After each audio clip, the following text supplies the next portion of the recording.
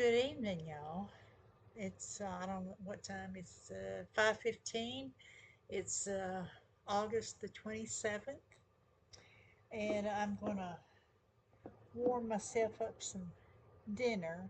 Yesterday I made some uh, chicken thighs. I baked them in the oven, and then I thought, I'd like to have some barbecue sauce. I could just drink it, but that's useless to have empty calories like that. So I put some on top of that baked chicken, and then I cooked some cranberry beans, and they just need a little something else. So I'm gonna put in a little bit of the juice from these pickled jalapenos, just the juice, a little spoonful, just enough to give a little flavor, but not too hot. Okay, now I am going to make some coleslaw if my cabbage is good enough. Let's see here. It's been sitting in there a while, but if I take off some of these leaves, I think the inside will be all right. Okay, that looks pretty good. And I've had a terrible problem with tsetse flies. So any kind of fresh food, cooked food, or like this cabbage or fruit peelings, I just put them in a bag, and I put it in the refrigerator until it's time for me to take my trash out, and that seems to have helped some.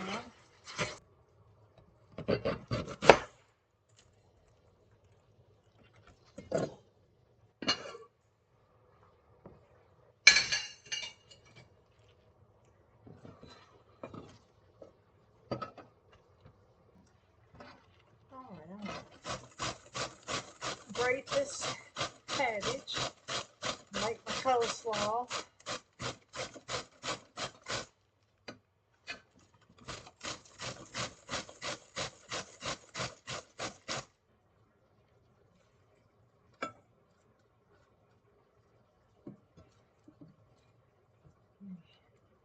Pick out the big pieces.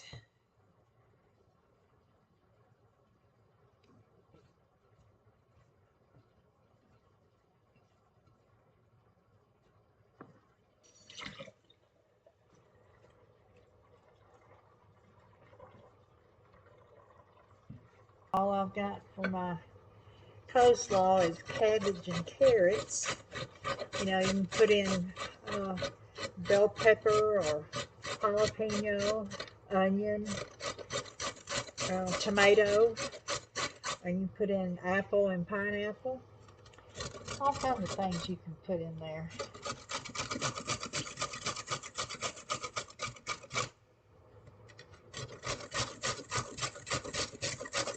Okay, I'm going to put in a little bit of dill pickle juice. You could always put vinegar, apple cider vinegar, or white vinegar, rice wine vinegar. Just a little vinegar tasting something in there. And then I'm going to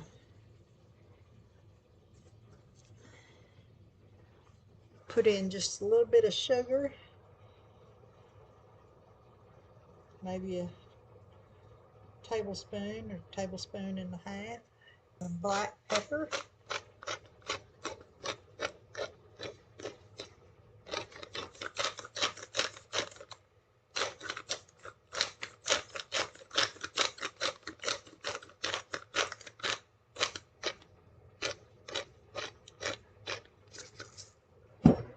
Some celery seed, or ground celery seed will be good.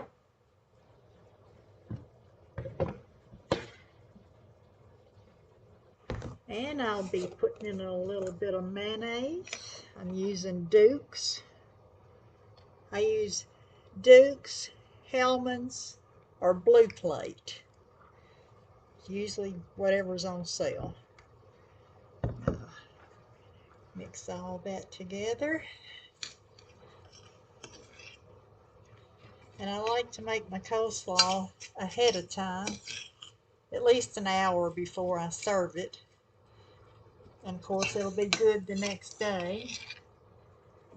But when I'm making it fresh, about an hour ahead of time is good.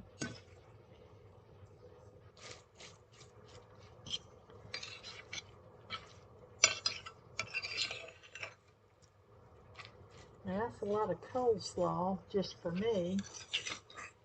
And I like coleslaw with, as a side with any supper. Meat and vegetable, any kind of bread or cornbread.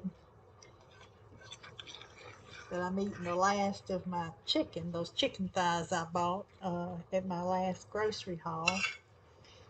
And I don't have any kind of hot dog or bratwurst or anything. So what I'll end up doing is I'll cook some more beans and have beans and coleslaw.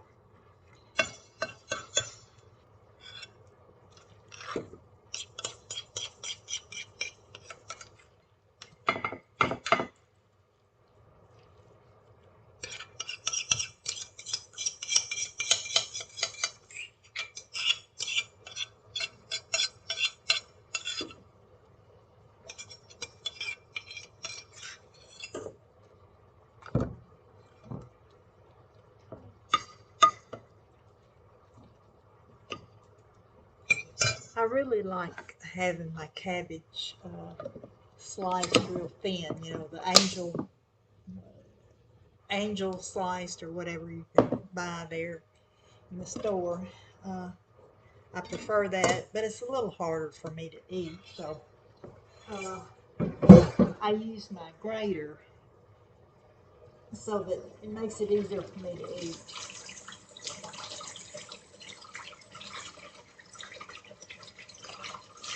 And if you're new to my channel, I wear dentures, and that's why I make accommodations for myself when it comes to food so that I can eat things.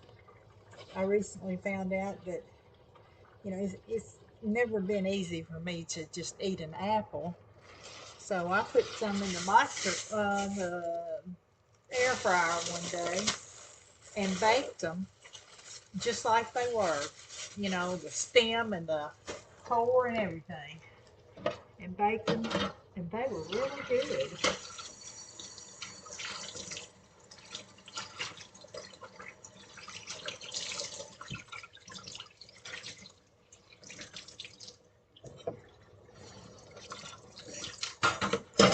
And when I make coleslaw, I like to go ahead and clean up all the things that I used because that cabbage will dry, and it dries hard. It's hard to get it off of the dish and the countertop and everywhere else.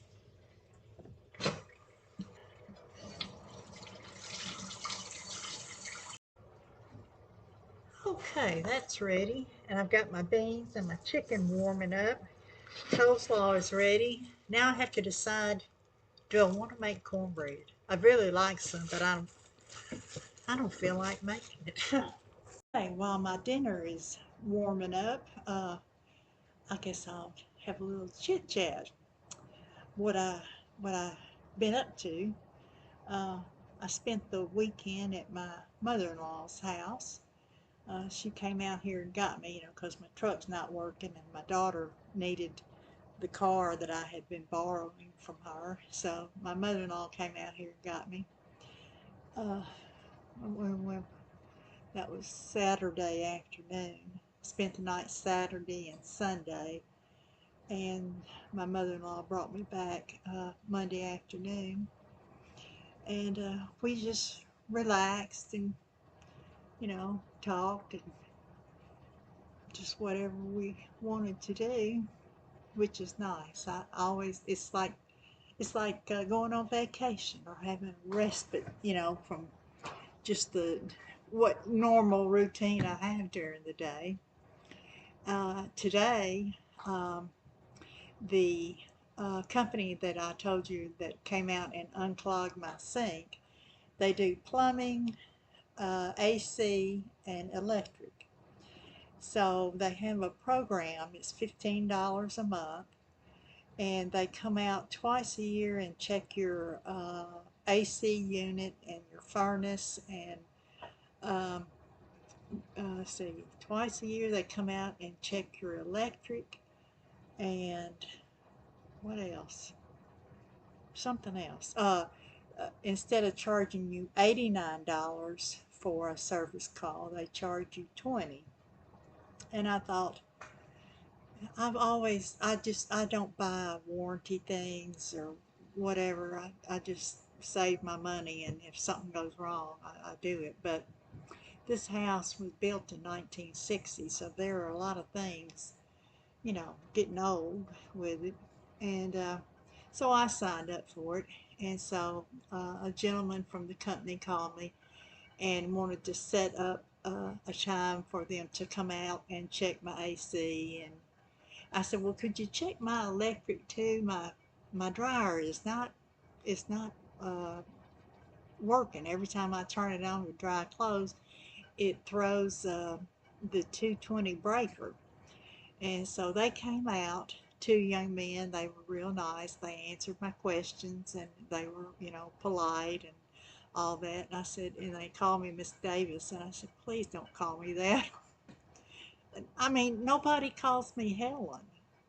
My sister does, but when we talk, we don't say, hello, Helen, hello, sister. I mean, because we know each other. So it's very rare for me to hear my name. And of course, being my age, they're always gonna say, Mrs. Davis. And so I said, please call me Helen. So they call me Miss Helen, like good Southern boys do, Miss Helen. And so they checked different outlets and different things, and so the house is not going to blow up anytime soon. But I do have some problems, and they told me that I could, they gave me an estimate for if two electricians come out and actually go about uh, checking into different problems that I might have, and that they can give me an estimate of how much it's going to cost. And it'll probably cost more than I have, but at least they can say, well, this is a bigger problem, and you should get this taken care of first, and I can just, do it hopefully a little at a time, and so I got that ball rolling. And if I hadn't signed up for that program, I'd have put off calling them because, like I told you, I'm a procrastinator, and I just put off making those kind of phone calls. But because they called me, it was it was easier for me to say yes. I'm not a go-getter kind of gal. So when they left, I felt a kind of a peace of mind, about certain certain things. And so I have more things on my imaginary list that's in my head. I need to write it down on paper.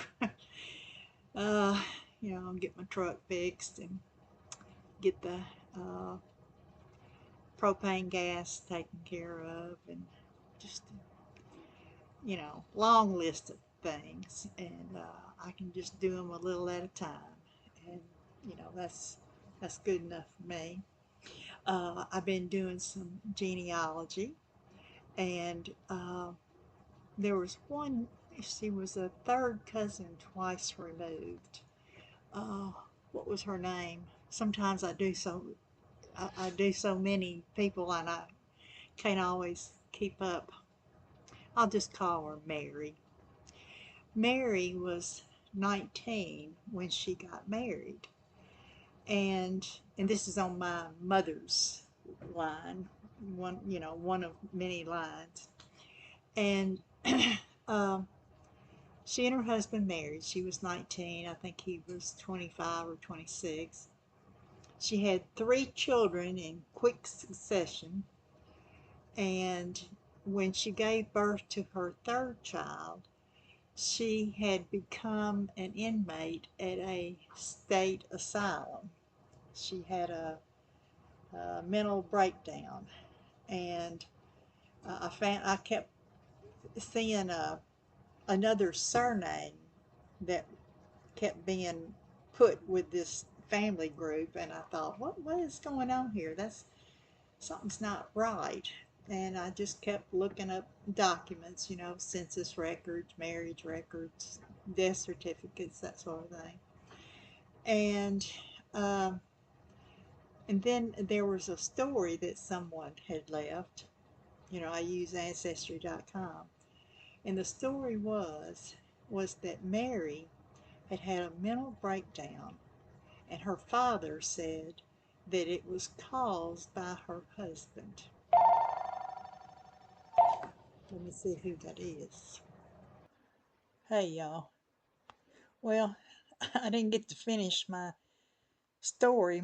That was my daughter that called, and I hung up after I talked to her, and I uh, showed you my plate of food and all that. But for some reason, the video didn't take. So I didn't want to leave you hanging about Mary. So I'll finish the story about Mary. Um, she had her last child at the state hospital, and that was in the year 1916. And I looked through each census, and she was listed as living in the state asylum. And uh, so you can see through 1950 is the last census that you can see, and she was still in the asylum. And then I found her death certificate, and she had died in the state asylum in 1966. So she had lived in the asylum for 50 years. 50 years, because she had a mental breakdown. And, I kept wondering about that extra surname. Why was I saying that? Well, I told you, that I had found a story that someone had put out. And of course, I have to verify all that as best I can. But it seems that uh, uh, Mary's father had blamed Mary's husband for her mental breakdown. Well, the husband, his mother told him he needed to move to Georgia and change his last name, which he did. He used his mother's maiden name. That's where that extra surname was coming in. And he got married and had 6 children, and left behind the two older daughters, and then Mary. She was the youngest. And as far as the baby was a boy. He was born in 1916, and he died in 1917 at 7.5 months old. And he didn't have a name, and he was buried at the asylum cemetery. And I thought that was really sad. And Mary, on her death certificate, it showed that her body was used for scientific research, and buried. I think it was at the asylum. But all those years she was there, and I've seen documentaries and read stories about women who had postpartum depression, that they would be put in asylums or sanitariums, whichever word you want to use. They're listed in different ways. And um, a lot of times it wasn't a mental breakdown. It was just a deep depression. And um, I don't know. It just really struck me. I've seen those stories before. Doing my genealogy where people were in sanitariums or um, asylums.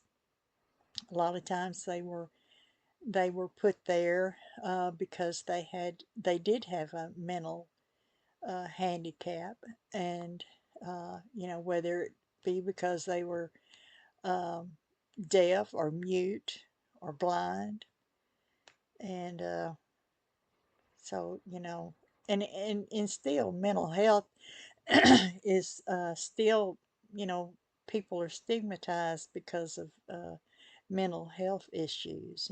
It's better than it was, but anyway, uh, so that's the story of Mary. And I guess that's all I want to say. I'm sorry that I ate the dinner before you got to see it. I had the uh, chicken thigh, the baked chicken thigh with the barbecue sauce on it, and those cranberry beans and coleslaw. I didn't make any cornbread because I was just ready to eat. I didn't want to go to trouble making cornbread.